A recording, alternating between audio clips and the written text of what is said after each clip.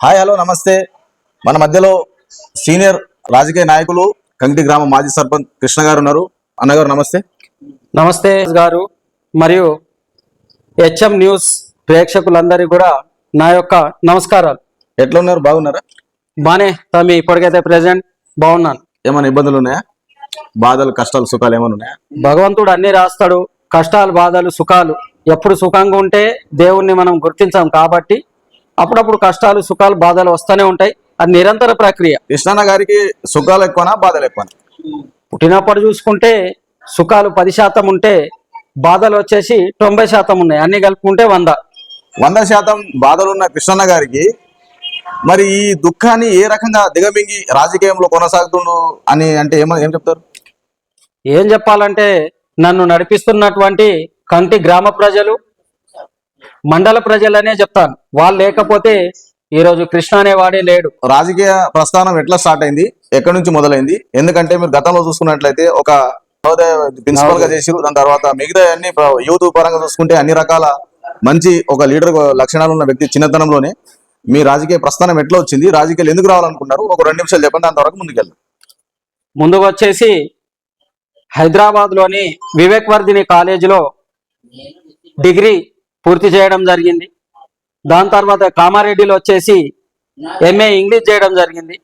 అక్కడి నుండి బిచ్కుందలో వచ్చేసి బిఎడ్ పూర్తి చేయడం జరిగింది బండయప్ప స్కూల్లో. దాని తర్వాతకు వచ్చి కంకి గ్రామంలో నవజ్యోతి స్కూల్ నడిపిస్తున్నటువంటి స్కూల్ని మన ప్రాంతం లోపల సరైన విద్య లేని విద్యార్థులకు మంచి ఎడ్యుకేషన్ ఇవ్వాలని అక్కడికి వచ్చాక మన ప్రాంతం ప్రజలకి బేసిక్ దొరకకపోవడం, తర్వాతకి ఇక్కడ ప్రజల దగ్గర డబ్బు లేకపోవడం వల్ల ఆ ప్రజల బాధలు చూసి వాళ్ళు మన దగ్గరికి ఏదైనా సమస్య విషయమై, ఏ పోలీస్ స్టేషన్ ఉండని, మండల ఆఫీస్ ఉండని, చిన్న చిన్న పంచాయతీలు ఉండని చెప్పేవారు లేని సందర్భంలో 1-2 సార్లు వాళ్ళు నా దగ్గరికి రావడం చేత ఏదో మనకు తోచిన విధంగా వాళ్ళకి కూర్చోబెట్టి రాజీ చేయడం వల్ల జనంలోకి ఏం వెళ్ళిందంటే, అరే వీడు ఏదన్నా ఉంటే కొంచెం హెల్ప్ చేస్తున్నాడనే విషయం పబ్లిక్లో నాకు తెలియకుండా వెళ్ళిపోయింది. అలాంటి సందర్భంలో కొంతమందికి నాకు స్కూల్ ఉంది రాలేను అని అన్నా కానీ అదే ప్రజలు ఏం చేయడం జరిగిందంటే, లేనే సార్ మా ఇంట్లోకి సమస్య ఉన్నది రా అంటే, ఒకప్పుడు చూస్తే పెద్ద పెద్ద దొరల దగ్గరికి సమస్య ఉన్న వాళ్ళ ఇంటికి పోయేటోళ్ళు. కానీ నేను వచ్చాక వాళ్ళ ఇంటికి నన్ను పిలవడం మొదలుపెట్టారు. ఏ విధంగా అంటే అది ఒక చిన్న, నాకు కూడా వాళ్ళ కుటుంబంలోని ఒక సభ్యుల్లాగా అనుకున్నారు. ఆ అనుకోవడం చేత పిలవడంతో వెళ్ళడంతో వాళ్ళు నన్ను ఓన్ చేసుకోవడం ద్వారా ఎప్పుడైతే 2019లో ఎన్నికలు వచ్చినాయో అప్పుడు వాళ్ళు ఈ విధంగా చూడు మరి అంటే, అప్పుడు పుట్టిన ఆలోచననే తప్పిస్తే మనకేమి గాడ్ ఫాదర్లు లేరు, రాజకీయ కుటుంబం కాదు, డబ్బున్నోళం కాదు, పెద్ద కులం కాదు, ఏది లేని సామాన్యునికి ఈరోజు ఇంత పెద్ద గ్రామానికి సర్పంచ్ చేసినటువంటి ఘనత మన గ్రామ ప్రజలకి, వారికి సేవ చేసే కోసమే రాజకీయాల్లోకి నేను రావడం జరిగింది. సర్పంచ్ అంటారు కాబట్టి మీరు సర్పంచ్ ఏ సంవత్సరంలో కలిసారు, ఎన్ని సంవత్సరాలు చేశారు? 2019లో జనవరి 25న సర్పంచ్గా ఎన్నికవ్వడం జరిగింది. దాని తర్వాతకి కరోనా ఫస్ట్ 9 నెలలు చెక్ పవర్ రాలేదు. 9 నెలల తర్వాతకి మనకు వచ్చేసి కరోనా రావడం జరిగింది. నేను సుమారుగా నా భార్య ఉండడం వల్ల 2021లో ఆమె చనిపోవడం జరిగింది. మొత్తం మీద నేను ఉన్నది 2 సంవత్సరాల చుట్టుముట్టు ప్రాంతమే. సర్పంచ్ గెలిచిన తర్వాత ప్రజాసేవ చేసే క్రమంలో మీకు వచ్చిన ఆటంకాలు ఏంటి? ఆటంకాలంటే అనేకమైనటువంటివి వచ్చినాయి. నేను దృష్టి పెట్టుకున్నది, లక్ష్యం పెట్టుకున్నది, కంకి గ్రామంలో ప్రతి కాలనీకి నడవడానికి రోడ్డు ఉండాలి, మురుగునీళ్లు, మురికి కాలువలు నిర్మాణం చేయాలి, ప్రతి గల్లీకి విద్యుత్, నీరు, ఈ 4 లక్ష్యాలే పెట్టుకున్నా. నేను ముందు కూడా చెప్పడం జరిగింది. అది నేను ప్రజల్లోకి వెళ్ళేటప్పుడే ఒక నీళ్లు, ఇంటి వరకు రోడ్డు, ఇంట్లో ఉన్నటువంటి వ్యర్థ నీళ్లు చెత్త చెదారం పోవడానికి మురికి కాలువలు, అదేవిధంగా రాత్రి వేళ్లలో కరెంటు, ఈ లక్ష్యం పెట్టుకొని ఆల్మోస్ట్ ఆల్ చేయడం జరిగింది. కానీ అనుకున్నంత ఇక్కడ కొత్త కాలనీ తర్వాత దళిత వాడల్లో మాత్రం కొంచెం రాలేకపోవడం జరిగింది. ఎందుకంటే నాకు దొరికిన సమయమే 2 సంవత్సరాలు. కాబట్టి మీరు సర్పంచ్ 2019 గెలిచిన తర్వాత 2 సంవత్సరాల సర్పంచ్ చేసినట్టు, దాని తర్వాత ఇంకా 3 సంవత్సరాల సర్పంచ్ ఎవరికి ఇచ్చారు, ఎవరు చేశారు, దాని గురించి ఏమన్నా 2 నిమిషాలు చెప్పండి. దానికి చట్ట ప్రకారము 2018 గ్రామ పంచాయత్ చట్టం తీసుకురావడం జరిగింది కేసీఆర్ గారు. దాని ద్వారా ఏంటిదంటే ఉప సర్పంచులు ఎవరైతే ఉన్నారో వారికి కూడా అంతకుముందు చెక్ పవర్ అనేది సర్పంచ్ మరియు సెక్రటరీ గారులకు ఉండేది. 2018లో చట్ట సవరణ, పంచాయతీరాజ్ చట్ట సవరణ చేసి ఉప సర్పంచ్ చేయడం ద్వారా నరసమ్మ అనే ఉప సర్పంచ్ గారికి సర్పంచ్ పదవి వెళ్ళింది. ఆమెను ఎన్నుకున్నటువంటిది కూడా మేమే. ఇప్పుడు ఉప సర్పంచ్ అంటారు, ఎస్సీకి వచ్చిందంటారు. మీ మీద ఒక ప్రధానమైన అలిగేషన్ ఏముందంటే, కృష్ణ గారు సర్పంచ్ పదవి పోయిన తర్వాత ఆగమైండు. పూజమ్మ గారు చనిపోయిన తర్వాత మీరు అనేక ఇబ్బందులు ఎదుర్కొన్నారు. దాని తర్వాత ఇప్పుడు సర్పంచ్ పదవి పోయింది, మీరు బాధలో కష్టాలు ఉన్నారు. ఇదే సర్పంచ్ ఉప సర్పంచ్ నరసమ్మ గారికి పోయింది. నరసమ్మ గారికి పోయిన తర్వాత మీరు ఎందుకు ఆమెను కొనసాగింపుగా చేయలేరు అనేది ఒక ప్రధాన ఆరోపణ ఉన్నది మీ మీద. అయితే ముందుగా ఆమె ఏ విధంగా ఎన్నికైంది ఆ నేపథ్యం కూడా చెప్పాల్సి ఉంటుంది. ఎందుకంటే లక్షల మంది మీ ఛానల్ ద్వారా చూస్తారు. అసలు నిజం జనానికి కూడా తెలవాలి. కాబట్టి ఈరోజు మంచి అవకాశం దొరికింది నాకు కూడా. మీ ఛానల్ ద్వారా నా పైన ఉన్నటువంటి ఒక అపోహ ఏదైతే అభాండం ఉందో దాన్ని కడిగేసుకునే అవకాశం కల్పించినటువంటి దాస్ గారికి ప్రత్యేకంగా మీకు థ్యాంక్ చెప్పుకుంటున్నాను. ముందు ఏదైతే సర్పంచ్ ఎన్నికల టైంలో మా పార్టీ వారం మేము మీటింగ్ పెట్టుకున్నామో ఉప సర్పంచ్ ఎవరికి ఇవ్వాలి, ఎందుకంటే చెక్ పవర్ వస్తున్నది అనేది ఒక చట్టం కేసీఆర్ గారు చేయడం జరిగింది. ఇప్పుడు మనం కొన్ని లక్షలు పెట్టుకొని సర్పంచ్ గెలుస్తారు, రేపు ఉప సర్పంచ్ సంతకం కావాలంటే ఏమైనా ఇబ్బందులు వస్తే ఎట్లా అని ఒక మీటింగ్ పెట్టుకున్నాం మేము, ముఖ్య కార్యకర్తలు ఒక 200 మందిలో. దాంట్లో ఏం చెప్పడం జరిగిందంటే సర్పంచ్ సగం ఖర్చు, ఉప సర్పంచ్ సగం పెట్టుకోవాలనుకున్నాం. అయితే మన గ్రామానికి వచ్చేసి 12 వార్డు మెంబర్లు. ఈ 12 మంది వార్డు మెంబర్లలో ఎవరు కూడా ₹1 ఖర్చు పెట్టడానికి ముందుకు రాని సందర్భంలో మరి మేమేం చేసినామంటే ఇది ఏమన్నా ఉండని ఎలక్షన్ కు జరగాల్సినటువంటి డబ్బు మొత్తం నేనే పెట్టుకుంటాను. నాకు ఒక ఆలోచన వచ్చింది. ఆ ఆలోచన ఏంటిదంటే మీరు అందరూ ఒప్పుకుంటే నేను చెప్తానని గ్రామానికి సంబంధించినటువంటి పెద్ద మనుషులకు, తర్వాత పార్టీ ముఖ్యులకు, కార్యకర్తల ముందుకు ఒక అంశం తీసుకెళ్ళిన. అది ఏంటిదంటే ఈ 12 మంది వార్డు మెంబర్లు ఎవరైతే ఉన్నారో ఈ 12 మంది వార్డు మెంబర్లలో ఎవరికి హైయెస్ట్ మెజార్టీ వస్తే వారి ఉప సర్పంచ్ అని చెప్పడం జరిగింది. ఆ సందర్భం లోపల సరే అన్నారు, అందరు ఆమోదం తెలిపారు. ఎలక్షన్కి వెళ్ళినాం. 2019 జనవరి 25న ఎన్నికలు జరిగినాయి. ఆ ఎన్నికల్లో భాగంగా 12 మంది వార్డు మెంబర్లలో చూస్తే మా సొంత అన్నకు హైయెస్ట్ మెజార్టీ రావడం జరిగింది మెంబర్లలో.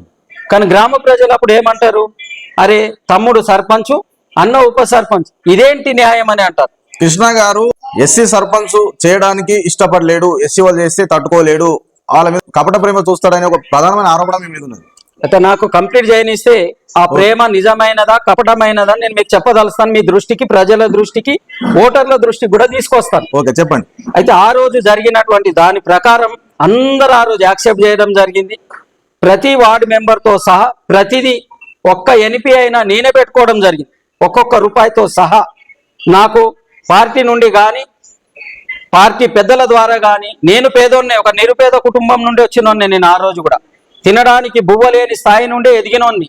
అయితే ఆ రోజు ఎంతైతే డబ్బు ఉందో నాకు కలిగినంత నేను మెంబర్లకు ఇచ్చి గెలిపించుకు రావడం జరిగింది. అటువంటి సందర్భంలో మా సొంత అన్నయ్యకు వచ్చినప్పుడు మరి ఇలా ఉంటే బాగుండదని మా అన్నయ్యని సముదాయించుకొని అంతకుముందు కాంగ్రెస్ పార్టీ వారు చిన్ననుమంతు, హలిగే చిన్ననుమంతు గారికి ఉప సర్పంచ్ ఇచ్చినటువంటి చరిత్ర కాంగ్రెస్ కు ఉన్నది. మరి మనం కూడా ఇస్తే బాగుంటది కదా అని చెప్పి మాకు సంబంధించినటువంటి మెంబర్లని, పార్టీ పెద్దలని చెప్పి ఆ రోజు నరసమ్మ గారిని ప్రపోజల్ చేసింది మేమే. మరి నేను ప్రపోజ్ చేయకపోతే ఆ రోజు ఆమె ఏ విధంగా అవుతుంది ఉప సర్పంచ్? కానే కాదు. నేను చెప్పడం వల్లనే అయింది. మరి నేను చెప్పినప్పుడు నా పైన, నాకు దళితుల పైన ప్రేమ ఉన్నట్ట లేనట్ట? ప్రేమ ఉంది కాబట్టి ఆమెను నిలబెట్టి గెలిపించుకొని ఉప సర్పంచ్ గా ఉన్న నా నుండి ముందుగా ఎలాంటి ఇబ్బందులు ఆమెను కలిగించలేదు. కానీ ఆ పరిణామాలు ఏమున్నాయో ఇక జరిగినటువంటి తర్వాతి పరిణామాలు ఇందులో చెప్పలేం, బాగుండదు. ఎందుకంటే వారికి కూడా ఒక స్వేచ్ఛ ఉండాలి, నాకు కూడా ఒకటి ఉండాలి, ప్రైవసీ అనేది ఉంటది. అవి మనం కొన్ని ఛానల్ ద్వారా చెప్పలేం. కానీ నేను దళితులని ప్రేమిస్తాను కాబట్టే ఒక దళిత మహిళను కాంగ్రెస్ తో సమానంగా ఉండాలని ఎన్నుకున్నాం. ముఖ్యంగా దళితుల పైన కపట ప్రేమ అంటే 11వ వార్డు, 12వ వార్డు ఎన్నికలైనాక కౌంటింగ్ లో చూస్తే 50 ఓట్ల బండిళ్లు కట్టడం జరిగింది ఆఫీసర్. దాంట్లో నాకు సుమారుగా 40-45 ఓట్లు నాకు వస్తే 5, 6, 7, 8 ఇట్లా ప్రత్యర్థికి రావడం జరిగింది. తప్పిస్తే నాకు దళితుల పైన నాకు ప్రేమ ఉన్నది. వారు నన్ను కడుపులో పెట్టుకొని చూసుకున్నారు. వారికి ఏ సమస్య వచ్చినా ₹1 ఖర్చు పెట్టకుండా అక్కడి వరకైనా వారి వెంట నేను అప్పుడు తిరిగినా, నా పదవి పోయాక తిరిగినా, ఇప్పుడు తిరిగినా, భవిష్యత్తులో కూడా వాళ్ళని కలుపుకొని వారే దళితులనే కాదు మొత్తం గ్రామంలో ఉన్నటువంటి అందరినీ కలుపుకొని ముందుకు నా కంఠంలో ప్రాణం ఉన్నంత వరకు తిరుగుతాను. ఎలక్షన్ లో కృష్ణ గారు డబ్బులు ఖర్చు నేను పెట్టినా కాబట్టి సర్పంచ్ ఎవరు నిలబడి నేను చెప్పినట్టు వినాలనే ధోరణి మీలో క్లియర్ కనిపిస్తుంది అనేది ఒక ఆరోపణ ఉంది మీద.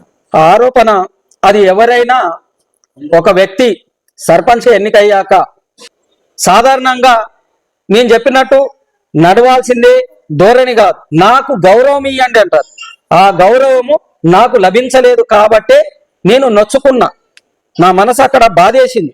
వారిని ఎక్కడ నేను అంతకుముందు కించపరచలే, ఏమీ అనలే. ఇప్పుడు రాజకీయ పరంగా చూసుకున్నా మిగతా ఏవి చూసుకున్నా దళితుల పట్ల ఒక లోపల ఇంటెన్షన్ ఒకటి ఉంటుంది, బయట ఒకటి మాట్లాడతాడు.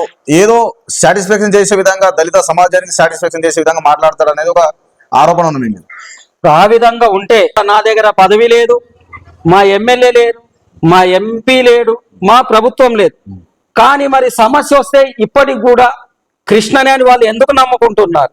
ఇది ఏంటిదంటే నాకు పడిరాని వారు చేసే ఆరోపణ తప్పిస్తే నా పైన ప్రేమ లేకుంటే వాళ్ళు నాతో కూర్చోరు. మరి బీసీలకు కానీ, ఒక పెద్ద దొరలకు కానీ, దళితులకు కానీ అందరికీ సమానంగానే చూస్తాను తప్పిస్తే ఇక ఎవరో ఆడలేక మధ్యలో గజ్జలు, ఆడలేని గజ్జలు అని అంటాం చూడండి. ఆ విధంగా నన్ను ఎదుర్కోలేని వారు చేసే ఆరోపణ తప్పిస్తే చివరి వరకు కంటి గ్రామం నాట్ ఓన్లీ దళిత్స్ ప్రతి ఒక్కరితో ఈ విధంగానే ఉంటానని చెప్పి మీ ఛానల్ ద్వారా ప్రజల ద్వారా ఉప సర్పంచ్ పదవి అనేది నరసమ్మది ఉన్నప్పుడు ఆమె వెళ్ళిపోయాక అవిశ్వాసపు తీర్మానం వెళ్ళిపోయాక మా వదినను నేను కుర్చీపైకి ఉప సర్పంచ్ పైకి ఎక్కించలే.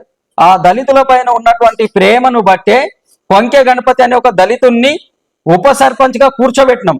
మరి నాకు అటువంటి ఆశ సంపాదించుకోవాలనే ఆలోచన ఉంటే ఆ రోజు గణపతిని కాకుండా మా వదిననే కూర్చోబెట్టుకునేవాడిని కదా. గణపతికి రాజకీయంగా వాడుకున్నాడు, ఒక దళితుడికి దళితులతో సమాధానం చెప్పాలని వాడుకున్నాడు అనే ఆరోపణ మీ మీద. గణపతిని వాడుకునేటోన్ని అయితే డబ్బు అనేది అశాశ్వతమైనది, పైసా వస్తది పోతది, పేరు మాత్రమే చిరస్మరణీయం. ఆ పేరు కోసమే నేను ఉంటా తప్పిస్తే డబ్బు కోసం కాదు. ఎస్సీ కాలనీకి ఈ మీరు ఉన్న సర్పంచ్ పదవి కాలంలో ఏం చేసినట్టు ఏం చెప్తారు? 2 చర్చిల దగ్గర 1,20,000 1,20,000 తోటి హైమాక్స్ లైట్లు నిర్మించడం జరిగింది. అంబేద్కర్ దగ్గర కూడా ఒక హైమాక్స్ లైట్ నిర్మించడం జరిగింది. వారు సహకరిస్తే ఆ కాలనీ కూడా అద్దంగా తీర్చిదిద్దేవాడిని. మీరు దళితుల పైన స్వచ్ఛమైన ప్రేమ ఉందా, లేకపోతే కృష్ణన్న గారు ఏదైనా కపట ప్రేమ చూపిస్తారంటే మీరు నిజంగా క్లియర్ గా చెప్పారు, పబ్లిక్ కూడా చూస్తున్నారు. ఇప్పుడు వచ్చే ఎలక్షన్ లో కృష్ణన్న గారు సర్పంచ్ గా నిలబడతారా? సూటిగా చెప్పండి. సూటిగా చెప్పాలంటే రిజర్వేషన్ ను బట్టి ఉంటది. రిజర్వేషన్ ఎస్సీ వస్తే నేను నిలబడలేదు, అదే బీసీ జనరల్ వస్తే తర్వాత నేను నిలబడతా అని ఏ వ్యక్తి అయితే ఇప్పటి వరకు నిలబడిండో అలాంటి వ్యక్తి ప్రతి ఒక్కడు ఓటమి చెందిన చరిత్ర కంటి గ్రామంలో. అది ప్రజల నుండి రావాలి ఆ పిలుపు. పార్టీ కార్యకర్తలు వీడు ఉండాలి అని కోరుకునాలి. పార్టీ పెద్దలు, పార్టీలు ఉన్నటువంటి పార్టీ ప్రెసిడెంట్లు, గౌరవ ఎంపీపీ, పార్టీ గౌరవ అధ్యక్షులు వీడుంటే పని చేయగలుగుతాడు అని వాళ్ళు ఆశీర్వదిస్తే ఖచ్చితంగా ఉంటాం. లేదు ఫలానా ఇంకొక వ్యక్తికి అవకాశం ఇద్దాం, మీకు ఒకసారి ఇచ్చినాం ఇంకెన్నిసార్లు అంటే ఎవరికి పార్టీ టికెట్ ఇచ్చిన వారి కోసం పని చేయడానికి 24 గంటలు సిద్ధంగా ఉంటారు. చాలా మందికి కృష్ణ గారు సర్పంచ్ గా గెలిస్తే ఎవరిని కూడా పట్టించుకోడు, ప్రోటోకాల్ పాటించాడు, పెద్దోళ్ళు చిన్నలను చూడడు అనేది ఒకటి మీ మీద ఆరోపణ ఉన్నది. ప్రోటోకాల్ అంటే మీ దృష్టికి తీసుకొస్తాను. ఏ విధంగా అయితే కొంతమంది నా పనితనాన్ని ఢీగొట్టాలంటే నేను ఇద్దరికి సాయం చేస్తే వాళ్ళు 4గురికి చేయాలి. నేను 5 రూపాయల పని తెస్తే వాళ్ళు 10 రూపాయలు తెచ్చి ఢీగొట్టాలి. తప్పిస్తే ఇలాంటి దళితుల పైన కపట ప్రేమ ఉంది, లేదంటే మమ్మల్ని దేకడు, మాకు రెస్పెక్ట్ ఇయ్యడు, ప్రోటోకాల్ పాటించడు, ఇలాంటివి అన్ని బట్టకాల్చి పైన పడేయడం తప్పిస్తే ఛాలెంజ్ చేస్తున్నాను కదా మీ ఛానల్ ద్వారా. ఎప్పుడైనా సరే నా భార్య రాకుండా నేను స్టేజ్ పైన సర్పంచ్ హోదాలో ఉన్నటువంటి ఏ ఒక్కటి చూపించినా ప్రత్యర్థులు గాని ప్రజలు ఏం చెప్తే అది చేస్తూ కంటి గ్రామానికి కట్టు బానిసగా ఉంటానని మీ ఛానల్ ద్వారా చెప్తున్నాను. కృష్ణన్న గారు తన స్వార్థ రాజకీయాల కోసం పనిచేస్తాడా లేదంటే కంకి గ్రామ ప్రజల కోసం పనిచేస్తాడా? మొదటగా నేను పని చేసేది కంటి గ్రామం కోసం. స్వార్థపరంగా చేయాలంటే నాకు ఎన్నెన్నో ఆఫర్లు వచ్చినాయి. నీకు గిన్నిస్తాం, గిదిస్తాం, గదిస్తాం. పుట్టేది ఒకేసారి, చచ్చేది ఒకేసారి. నాకు కావాల్సింది పేరు మాత్రమే. కృష్ణ అనేటోడు మరణించిన తర్వాత అయినా సరే కంటి గ్రామంలో ఇప్పుడు అలుగుల రాములు అనేటటువంటి వ్యక్తి చనిపోవడం జరిగింది. నా ప్రత్యర్థి పార్టీ బంధువే, మా తాత వరుస. ఏదున్న ఆయన పేరు ఏ విధంగా అయితే తీసుకుంటారో ఈ రోజులే రేపే ఎల్లుండి ఏ రోజైనా వెళ్లాల్సిన వాళ్ళమే. ఆ విధంగా కృష్ణ అనేటోడు ఉంటే ఈ పని చేసి పెట్టేటోడు అనే పేరు కావాలా తప్పిస్తే నాకు ఎలాంటి స్వార్థం లేదు, ఎలాంటి భేషజాలు లేవు. ఈ రాజకీయ అనుభవంలో ఈ సర్పంచ్ చేసిన కాలక్రమంలో కృష్ణన్న గారు ఏమైనా సంపాదించారా అనే వాళ్ళకి ఏం చెప్తారు? నా ట్రాన్సాక్షన్ సర్పంచ్ పదవి కాలంలో చూసుకోవచ్చు. లేదు వీడు ఈ విధంగా కాకుండా ఏదో కొంకె గణపతి లాంటి వారిను, దోస్తులను, ఇంకెవరిపైన బినామీ పెట్టుకొని చేసుకున్నాడని ఆ విధంగా చేసుకుంటే ఈ రోజు రేపు ఎవరు మనం వేసిన 10 పైసలు మనకు రిటర్న్ కృష్ణన్న గారు సర్పంచ్ గా నిలబడాలంటే మినిమం ఎంతో కొంత డబ్బు అనేది అవసరం. అంటే డబ్బు అంటే కొన్ని పరిస్థితులను బట్టి ఆ డబ్బు అనేది ఎక్కడి నుంచి వస్తుంది? ప్రజలు ఇస్తారు. నేను ఆ రోజు నిలబడ్డప్పుడు 2019 జనవరి నెలలో పోటీ చేసినప్పుడు కేసీఆర్ గారు వేసినటువంటి రైతు బంధు 80,000 రూపాయలు తప్పిస్తే దానికంటే ₹1 నా దగ్గర ఎక్కువ లేవు. ఆ రోజు చికెన్ సెంటర్ మోయిన్ బాయ్ మీ దృష్టికి తెస్తా, చెప్పొద్దు కానీ ఈ రోజు మీరు అడుగుతున్నారు, ఒక అలిగేషన్ తీసుకొస్తున్నారు. డబ్బు లేని రాజకీయం ఏ విధంగా ప్రజలదే మీ ఛానల్ ద్వారా తీసుకెళ్తున్నాను. మీ ద్వారా కుల్లా చెప్తా. చికెన్ సెంటర్ మోయిన్ బాయ్ గారు 5 లక్షలు ఇవ్వడం జరిగింది. 2 ఇస్తా అని చెప్పి నా దగ్గర అడ్జస్ట్ కాకపోవడం వల్ల, ఖర్చు పెరగడం వల్ల అతను 5 లక్షలు ఇవ్వడం జరిగింది. అదే కాక ఏడూరే రమేష్ ₹1,00,000 ఇవ్వడం జరిగింది. కోయలకొండ శివకుమార్ 25,000 ఇవ్వడం జరిగింది. సంతోష్ గౌడ్ 50,000 ఇవ్వడం జరిగింది. తిప్పన్ గారు పండరి 20,000 ఇవ్వడం జరిగింది. మఠపతి బసవరాజ్ స్వామి ₹1,00,000 ఇవ్వడం జరిగింది. నమస్తే తెలంగాణ రిపోర్టర్ ప్రవీణ్ ₹1,00,000. ఈ విధంగా ప్రతి రూపాయి 80,000 తప్పిస్తే నేను పెట్టిన ప్రతి రూపాయి నా స్నేహితులు పార్టీ కార్యకర్తలు ఇచ్చినవి తప్పిస్తే ఆ రోజు డబ్బు లేదు, ఈ రోజు కూడా లేదు. ఈ రోజు పోటీ చేయాలన్నా మళ్ళీ జోలే పట్టుకొని కార్యకర్తల దగ్గరికి, ప్రజల దగ్గరికి వెళ్లాల్సింది తప్పిస్తే నేను నా దగ్గర మా తాత ముత్తాతల నుండి వచ్చినటువంటి ఆస్తి 16.5 ఎకరాలు ఉంది. కానీ ఆ భూమి జోలికి పోము. ప్రజలు ఇస్తారు, పార్టీ కార్యకర్తలే నా ఫండింగ్ చూసుకుంటది. ఇప్పుడు ఇన్ని డబ్బులు చెప్తారు కాబట్టి వాళ్ళకి బదులుగా తీసుకున్నారా లేదంటే మీకు మొత్తం మీకిచ్చేసారా? అప్పుగా చేయుతగా ఇవ్వడం జరిగింది. వాళ్ళు ఆ రోజు ఇచ్చిర్రు, దానికి తిరిగి నేను చెల్లించడం జరిగింది. ఎక్కడి నుంచి డబ్బులు వచ్చినాయి? అన్ని డబ్బులు కృష్ణన్న గారు ఎట్లా సంపాదించి 10 గుంటల భూమిని ముద్దతు రిజిస్టర్ చేసి ఆ డబ్బుని వారికి తిరిగి చెల్లించేసడం జరిగింది. ఇప్పుడు ఇంత చెల్లించిన కృష్ణన్న గారు మరి ప్రజల దగ్గర డబ్బులు వసూలు చేసి ప్రజలు గెలిపించారు, ప్రజల డబ్బుతో ఎట్లా చెప్పగలుగుతున్నారు? చెప్తున్నాను కదా, ఆ రోజు ఇచ్చిర్రు ప్రజలు. కృష్ణన్న గారు తెలివిగా మాట్లాడుతారు అనుకోవచ్చా? తెలివిగానొచ్చు, జనం దగ్గరికి వెళ్ళొచ్చు. ఏ ఒక్క వ్యక్తి దగ్గరికి వెళ్ళి కృష్ణ అనే వ్యక్తికి ₹100 నోటు ఇచ్చిన అని చెప్పినా సుభాష్ చంద్రబోస్ దగ్గర ముక్కు నేలకు రాయడానికి సిద్ధం. ఇప్పుడు మీరు ఇంతకుముందు చెప్పినట్టు డబ్బు అనేది నా దోస్తులు స్నేహితులు ఇచ్చినన్నారు మీరే. దాని తర్వాత ఏం చెప్తారు? ఆ డబ్బు రిటర్న్ మళ్ళీ ఇచ్చే క్రమంలో నాకున్న భూమి ముద్దతు రిజిస్టర్ చేసి తిరిగి ఇచ్చేసిన అంటారు. మరి ఇది ప్రజల డబ్బు ఎట్లయితుంది? చెప్తున్నాను కదా, ప్రజల డబ్బు అనడం లేదు. ఏదైతే నాకు నా మిత్రులు ఇచ్చిర్రో డబ్బుని, ఆ డబ్బు వారికి నేను తిరిగి ఇవ్వాల్సింది. వాళ్ళు ఎందుకంటే నా పైన నమ్మకంతో ఆ డబ్బు నాకు ఇవ్వడం జరిగింది. మరి వాళ్ళ పైసలు వాళ్ళకి ఇవ్వాలి. నేను రాజకీయంలో కానీ దేంట్లో నన్ను సంపాదించుంటే నా భూమి ముద్దతు రిజిస్టర్ చేసి ఇవ్వాల్సినటువంటి అవసరం పడేది కాదు. వాళ్ళు నన్ను ఏదైతే నమ్ముకొని ఇచ్చిర్రో ఆ నమ్ముకున్నది నేను నిలబెట్టుకునే కోసమే నా భూమిని ముద్దతు రిజిస్టర్ చేసి ఇవ్వడం జరిగింది. ఒకవేళ మీరు సర్పంచ్ గా నిలబడితే కంటి ప్రజలు కృష్ణన్న గారికి ఎందుకు ఓటేయాలంటే ఏం చెప్తారు? ఎందుకు ఓటేయాలంటే నా ఫోన్ నంబర్ అప్పుడు ఎన్నికల్లో చెప్పినదే లాస్ట్ చివరి నంబర్ 24. 24 గంటలు నేను ప్రతి ఒక్కరికి అందుబాటులో ఉంటా. ఏ ఇంట్లో సమస్య వచ్చినా ఆ కుటుంబంలోని ఒక కొడుకు అయితా నేను. అది ఏదన్నా ఉండని, మంచి ఉండని చెడు ఉండని, ఏది ఉన్నా వాళ్ళ దగ్గరికి వెళ్తా. కాబట్టే ఆ ప్రజలు నన్ను గెలిపిస్తారో లేదో అది వారిని అన్నది. తర్వాతకు వచ్చేసి ఎందుకు వేయాలి మరి? ఖాళీ సమస్యలు అవేనని అనొచ్చు. నేను చేసిన పనులు చెప్పాలన్నా ఏం చేసిరన్నా అవి కూడా చెప్పడానికి సిద్ధంగానే ఉన్నా. కృష్ణన్న గారికి వ్యక్తిగతంగా ఓట్లు పడతాయా లేదంటే డబ్బు పరంగా పడతా? డబ్బుతోటి రాజకీయం చెలాయించలేం. పని చేస్తాడు, మంచోడు, ఏదన్నా అవసరం ఉంటే ఆదుకుంటాడు అంటేనే ఓటర్లు దీవిస్తారు తప్పిస్తే పైసలు ఇస్తామంటే నేను 100 ఇస్తా అంటే 200 ఇచ్చేటోళ్ళు 200 అంటే 500 పైసా అనేది ఫైనల్ కాదు. ఈ కాంగ్రెస్ పార్టీ పథకాలకు వద్దాం.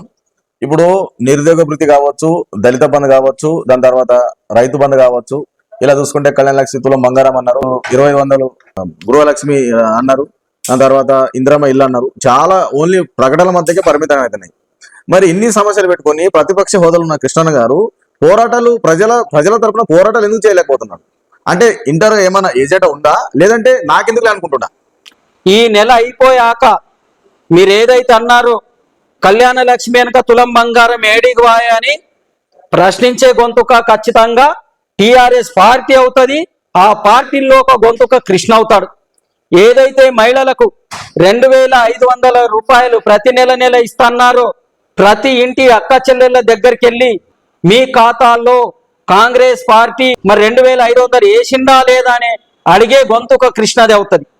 తర్వాతకి అభయస్థం, అంబేద్కర్ అభయస్థం 12 లక్షల రూపాయలు ఏదైతే ఇస్తామన్నారో అది ఎక్కడికి పోయింది అని అడిగే గొంతుక కృష్ణది అవుతుంది. అదే విధంగా మరి 6 గ్యారంటీలు ఇండ్లు ఇస్తామని అన్నారు, ఇందిరమ్మ ఇండ్లు 5 లక్షలు ఏడివాయని అడిగే గొంతుక కృష్ణది అవుతుంది. మరి కౌలు రైతులకు ఇస్తామన్నటువంటి డబ్బులు ఎక్కడ వాయనే గొంతుక కృష్ణది అవుతుంది. భూమి లేని నిరుపేదలకు ప్రతి సంవత్సరం 12,000, ప్రతి ఆటో కార్మికునికి ఇస్తానన్నటువంటి 15,000 ఎక్కడ బాయే? ప్రతి హామీని నిలదీసే గొంతుక, నిలదీసే పార్టీ కాంగ్రెస్ పైన పోరాటం, అలుపెరగని పోరాటం చేస్తాం. హామీలు అమలయ్యే వరకు, ఆ పనులు జరిగే వరకు వాళ్ళకు వెంటాడుతూనే ఉంటాం. ఆ హామీలు సక్సెస్ చేసి ప్రజల దగ్గరికి తీసుకెళ్లే వరకు మా అడుగులు ఆగవు, మా గొంతు ఆగదని చెప్పి మీ హెచ్ఎం న్యూస్ ద్వారా తెలియజేస్తున్నాం. కృష్ణన్న గారు అంగి మండలంలో ఉన్న గ్రామంలో పెద్దలను కలుపుకొని పోతాడా, లేదంటే ఒంటెద్దు పొగడలతో పోతాడా? ప్రతి ఒక్కరికి కలుపుకొనే పని చేస్తా. అప్పుడు చేసినా, ఇప్పుడు చేసినా, భవిష్యత్తులో అయినా చేస్తా. కృష్ణన్న గారు కులవాద్య, లేదంటే ఉమ్మడి అన్ని కులాలను కలుపుకొని పోయే వ్యక్తి అంటే ఏం చెప్తారు? నేను మానవతావాది అని చెప్తాను. నాకు కులం లేదు. కులం పైన ఏ వ్యక్తి రాజకీయం చేసినా ఆయన మనుగడ అనేది సాగదనేది నేను నమ్ముతాను. రాజకీయంగా కులాన్ని అడ్డం పెట్టుకుని రాజకీయం చేస్తాడా కృష్ణ గారు, లేదంటే ఇంటర్నల్ గా ఏదైనా ఏజెండా ఉందా? నేను అందరినీ కలుపుకొని పోతా. ప్రతి కులాన్ని గౌరవిస్తా. 100-120 ఉన్నటువంటి దళిత కాలనీ కానీ, 100 ఇండ్లు ఉన్న కుర్మ యాదవుల కాలనీ కానీ, ముదిరాజులు కానీ, రెడ్డిలు కానీ, లింగాయతులు కానీ ప్రతి కుటుంబపు బిడ్డగానే ఉంటాను తప్పిస్తే ఏ కులానికో నేను ప్రత్యేకమైనటువంటి ప్రేమ చూపెట్టాను. వచ్చే సర్పంచ్ ఎన్నికల్లో మీకు ఎవరైనా ప్రత్యర్థి గట్టిగా ఇస్తారని అనుకుంటున్నారా, లేదా ఈజీగా గెలుస్తా అనుకుంటున్నారా? ముందుగా నేనే క్యాండిడేట్ అని నేను అనుకోవడం. జనరల్ వస్తే మీరు నిలబడితే, జనరల్ వస్తే అది పార్టీ నిర్ణయించాలి. అది ఇప్పుడు నేను ఉంటా అని అంటే చెప్పినా కదా, కంటి అనేది చాలా తెలివిమంతులైనటువంటి గ్రామం, చాలా క్లెవర్ ఉన్నటువంటి గ్రామం. నేను ఉంటాను కంటిలో నాటకే చేయొద్దు. అది ఏది ఉన్నా కార్యకర్తలు, పార్టీ పెద్దలు నిర్ణయించిన రోజే అభ్యర్థిని అవుతాను తప్పిస్తే నాకు నేనుగా ఈ విధంగా చెప్పినా గానీ దెబ్బ తగిలే అవకాశం ఉంటుంది. గతంలో చూసుకున్నట్టయితే రేవంత్ రెడ్డి గారి పైన ఘాటుగా విమర్శించారు. ఒక సీఎం ను తిట్టే స్థాయి కృష్ణన్నకు ఏముందంటే ఏం చెప్తారు? ఆ రోజు రేవంత్ రెడ్డి గారిని తిట్టడానికి ముఖ్యంగా కారణం కడుపు మంట. మాకు ఉన్నటువంటి 16 ఎకరాల భూమికి కేసీఆర్ గారు వేసేలాగా 5,000 వేసినా ప్రతి సంవత్సరానికి 1,60,000 రూపాయలు వచ్చేటి. 80,000 ఖరీఫ్ 80, రబీకి 80. కడుపు మంటతోంటే ఆ బాధ ఆ మాటల రూపంలో వచ్చింది తప్పిస్తే ఆయన పైన వ్యక్తిగత దూషణగా తీసుకోరాదు. కృష్ణన్న గారు గుంపు మేస్త్రి, చెప్పు తీసుకొని కొడతాం, ఖబర్దార్ రేవంత్ రెడ్డి అని అన్న కృష్ణన్న గారు ఇప్పుడు కవరింగ్ చేస్తున్నా అనుకోవచ్చా? కవరింగ్ చేయాల్సినటువంటి అవసరం ఏమాత్రం లేదు. ఆ రోజు ఏ స్టాండ్ తో చెప్పినానో ఈ రోజు అమలు కాకుంటే వాళ్ళు ఇచ్చినటువంటి పథకాలు ఆ పేద ప్రజల కడుపు మంట మళ్ళా నా నోటి నుండి, నా నాలుక నుండి, నా గొంతు నుండి అదే విధంగా ఒక అగ్ని నిప్పు కణికై మళ్ళీ రేవంత్ రెడ్డి గారిపైకే విరజిమ్ముతుందని మళ్ళీ మీ ఛానల్ ద్వారా చెప్తున్నాను. తిట్టడం ద్వారా సమస్య పరిష్కారం లేదా ఉద్యమాల ద్వారా సమస్య పరిష్కారం అనుకుంటారా? అది నేను తిట్టడం అని అనుకోను, అది పోరుబాట అంటాను. ఒక ముఖ్యమంత్రిని ఒక దిష్టి బొమ్మ చేసి కాలబెడుతున్నామంటే అది మా పోరాటం, మా ఉద్యమమేమే అంటాం. ఒక ముఖ్యమంత్రికి కాలు బూటు చూపించడం ఎంతవరకు సమంజసం? తెలంగాణ సాధించినటువంటి తెలంగాణ బాపు కేసీఆర్ ని నీ చెడ్డిల తొండలిడుస్తా, నీ పేగులు మెడలేసుకుంటా, నీ ఫామ్ హౌస్లకు వచ్చి తొక్కుతా అంటే ఈ రేవంత్ రెడ్డిని తొక్కడానికి కంటి నుండి కృష్ణ మళ్ళీ ఎప్పటికి ఉంటాడని చెప్పేసి హెచ్చరిస్తున్నాం. ఇప్పుడు కృష్ణన్న గారు భయపడుకుంటూ రాజకీయాలు చేస్తాడా, లేదంటే సడిగిమడిగి చేస్తాడా, ఇంకేమైనా ఉందా? భయపడేటోని ఉంటే ఇంట్లో దుప్పటి కప్పని మూలకు పండుకునేటోని. నాది ఎప్పుడైనా సరే పోరుబాటనే, ఉద్యమ బాటనే. ఎప్పటికైనా సరే పేద ప్రజల గొంతుకవుతాం. పేదలకు దక్కాల్సినటువంటి సంక్షేమ పథకాల కోసం నిరంతర పోరాటం చేస్తాం. వారికి పథకాలు అందే వరకు ఉద్యమ భావాన్ని ఆపము, ప్రశ్నించే తత్వాన్ని వీడము. భూపాల్ రెడ్డి గారు నారాయణగఢ్ నియోజకవర్గంలో 2024 ఎలక్షన్ ఓడిపోవడానికి గల కారణం ఏంటి?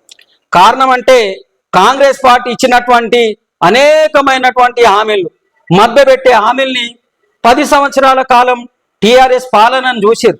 అరే రేవంత్ రెడ్డి చాలా మాట్లాడుతున్నాడు, మరి 5,000 అన్నటువంటిది చేనికి పైసలు, రైతు బంధు, రైతు భరోసా రూపంలో 7,500 వస్తాయి అంటున్నారు.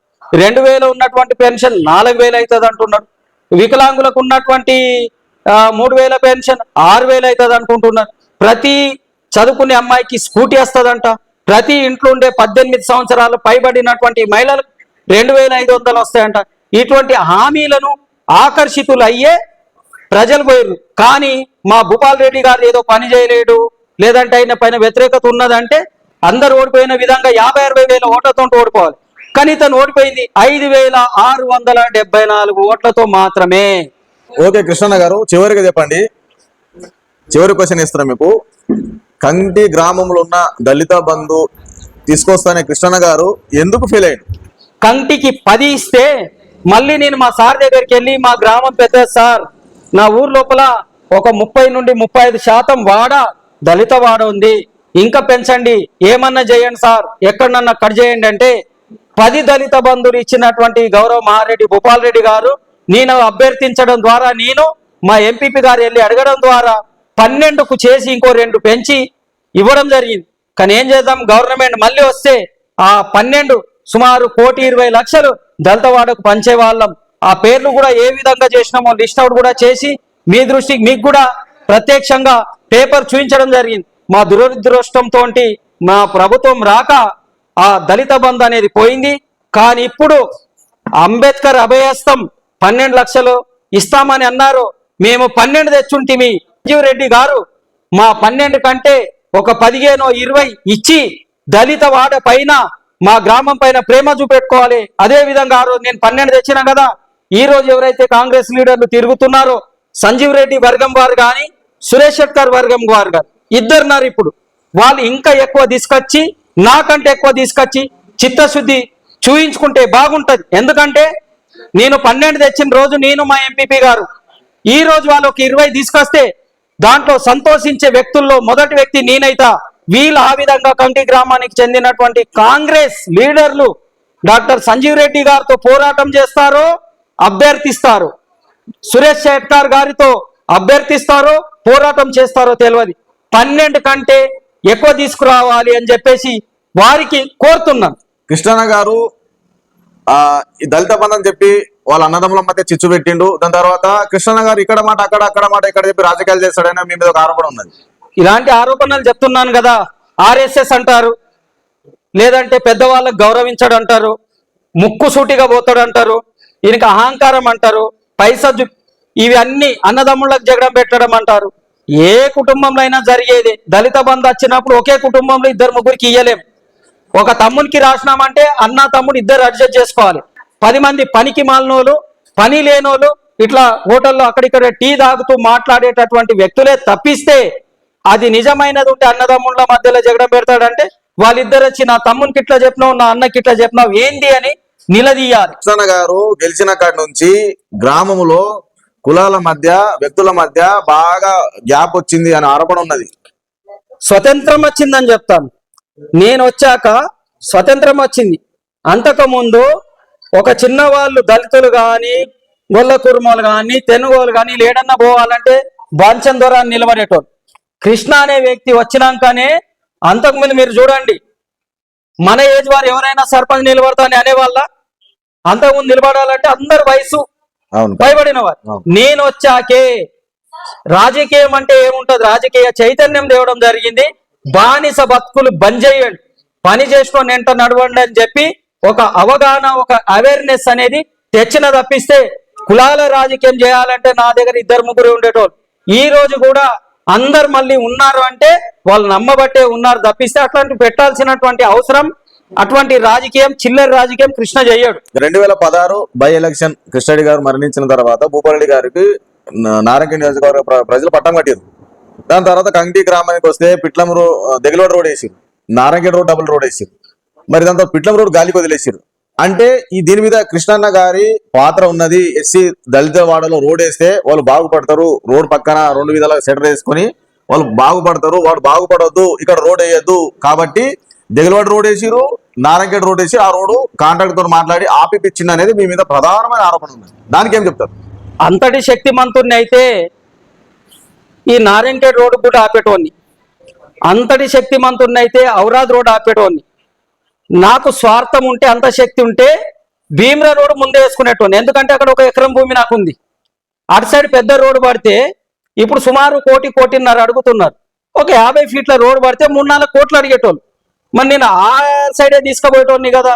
అంత సినిమా ఏ వ్యక్తికి, నాకే కాదు, కంటి మండలంలో కూడా ఎవరికి లేదు. ఇప్పుడైనా డాక్టర్ సంజీవ్ రెడ్డి గారి దగ్గర కానీ, తర్వాత ఎంపీ గారి దగ్గర కానీ, మాజీ ఎమ్మెల్యే గారి దగ్గర కానీ నేను ఒక్కొన్నో లేదా ఇంకా కాంగ్రెస్ వారు ఆపాలంటే ఆగేది కాదు. అక్కడ సెటర్లు అయితే అంటే ఆపాలంటే మనం కాదు. ఇప్పటికి కూడా సెటర్లు ఉన్నాయి, కిరాయిలు ఇచ్చుకున్నట్టు ఇచ్చుకుంటున్నారు, నడుస్తున్నది. ఈ రోజు నేను వచ్చిన మరి 67 ఏండ్లు కాంగ్రెస్ వాళ్ళు వేయలేరు. మరి ఆ 67 ఏండ్లల్లా అక్కడిక్కడ మోరి ఉండాలి కదా, పెద్ద రోడ్డు లేదు. మరి ఆ రోజు కాంగ్రెస్ దాని లోపల ఏ వ్యక్తులు ఇప్పటి వరకు కాంగ్రెస్ కు ఎంపీటీసీలు, సర్పంచులు, జడ్పీటీసీలు చేసినటువంటి వారు ఆపిరని నేను అనొచ్చు. కానీ అది ఒక బట్ట కాల్చి పడేసేది తప్పిస్తే నిజమైనది కాదు. గత కొన్ని రోజుల క్రితము సంజీవ్ రెడ్డి గారు వచ్చి ఆ రోడ్డుకు టెంకాయ కొట్టడం జరిగింది. ఆ రోడ్లు పనులు ప్రారంభించడానికి కృష్ణన్న గారు ఏమైనా ఈ కాంగ్రెస్ ప్రభుత్వం మీద పోరాటాలు చేయిస్తాడా ఫ్యూచర్ లో? ఇప్పుడు డాక్టర్ సంజీవ్ రెడ్డి గారు కొబ్బరికాయ కొట్టి పోయిర్రు, 1 నెల అవుతుంది. నెల అయిన తర్వాత మళ్ళీ మీ కాలనీలకు వస్తాం, మాకు చేత కాలేదని ఆ ప్రజలు మీకు ఇచ్చిరు పట్టం. మరి మీరు చేత కానోళ్ళంటే ఇంకా 4 ఏళ్ళు గప్చుప్ కూర్చుందాం. తర్వాత ఖచ్చితంగా 100 సీట్లతోటి తెలంగాణలో టీఆర్ఎస్ ప్రభుత్వం ఏర్పాటు చేస్తుంది. ఆ రోజు వీళ్ళు ఈ రోజు రోడ్డు వేయకుండా ఇంకా ఈ 4 సంవత్సరాలు ఇట్లనే పబ్బం గడిపితే ఆ రోజు మేమేపిస్తాం. లేదు ఈ రోజు ఇంకా 1 నెల, 2 నెలలు, 3 నెలలు, ఒక 5-6 నెలల్లో కూడా ఆ రోడ్డు కంప్లీట్ చేస్తే సంజీవ్ రెడ్డి ఫోటోకు పాలాభిషేకం చేస్తాం. చివరిగా చెప్పండి, HM10 న్యూస్ ద్వారా కంకి గ్రామ ప్రజలకు ఏం చెప్పదలుచుకున్నారు? చివరిగా చెప్పండి. కంకి గ్రామ ప్రజలకి, ప్రతి ఒక్కరికి, మీ కుటుంబంలో ఒక కొడుకులాగా ఉంటా. ఏ కష్టం వచ్చినా, ఏ సమస్య వచ్చినా, ఏ పని ఉన్నా మీ కుటుంబపు మనిషి కృష్ణ అనే వ్యక్తి ఎల్లవేళ రాత్రి 10-12 ఏదన్నా ఉండదు, మీరు నా ఇంటి తలుపుని నిర్మోమాటంగా కొట్టచ్చు అని చెప్పేసి మీ ప్రతి పనికి నేను ఉంటా అని చెప్తున్నా. సో ఇదే అండి ఈరోజు కృష్ణన్న గారు, మాజీ సర్పంచ్, అలాగే సీనియర్ బీఆర్ఎస్ టీఆర్ఎస్ పార్టీ నాయకులు, కంకి గ్రామంలో కావచ్చు, మండల లెవెల్ కావచ్చు, తాలూకా లెవెల్ కావచ్చు, స్టేట్ లెవెల్లో, ఇంటర్నేషనల్ లెవెల్, మొత్తం దేశం మొత్తం రాజకీయ పరిజ్ఞానవంతులు. వాళ్ళు ఏం చెప్తారు ఒకటే, నేను రాజకీయాలు వచ్చినా కేవలం ప్రజాసేవ కోసం వచ్చినా, నా జీవితాంతం ప్రజలకి అంకితం, నేను ఏం చేసినా స్వార్థ రాజకీయాలు చేయను, కుల మతాలకు అతీతంగా రాజకీయాలు చేస్తాను. దాని తర్వాత ఏం చెప్తారు అంటే, ఒకవేళ నేను సర్పంచ్ గా నిలబడితే రాత్రి 12 గంటలకు వచ్చిన మా ఇల్లు తట్టినా నేను కేవలం మీకోసం పనిచేస్తా, నన్ను బాగా ఏది చేసినా రాజకీయం కావచ్చు, మిగతా ఏదైనా ఏ రకంగా సేవలు నా ద్వారా మీరు పొందవచ్చు అని చెప్తారు. కాబట్టి కృష్ణన్న గారు, మీ అమూల్యమైన సమయం మాకు కేటాయించడానికి మీకు ప్రత్యేకమైన ధన్యవాదాలు. ధన్యవాదాలు దాస్ గారు. ఎందుకంటే మీకు కూడా నా యొక్క ప్రత్యేక ధన్యవాదాలు. చిన్న వయసులో వచ్చి, చిన్న కులం నుండి వచ్చి, చిన్న కుటుంబం నుండి వచ్చి కూడా కంటిలో రాణించినాం. దాన్ని ఏవేవో పడిరాని వాళ్ళు కొన్ని అబండాలు వేస్తారు, కొన్ని లేనిపోని మాటలు సృష్టిస్తారు. మంచి అవకాశం కల్పించారు, మీకు కూడా ప్రత్యేక ధన్యవాదాలు. మీ ఛానల్ ద్వారా మండల ప్రజలకు, తాలూకా ప్రజలకు, ముఖ్యంగా నా కంకి గ్రామ ప్రజలకు నా పైన ఏమన్నా అపోహలు ఉంటే అవి తీర్చినందుకు మీ HM న్యూస్ కు కూడా నా యొక్క ప్రత్యేక ధన్యవాదాలు తెలుపుకుంటున్నాను.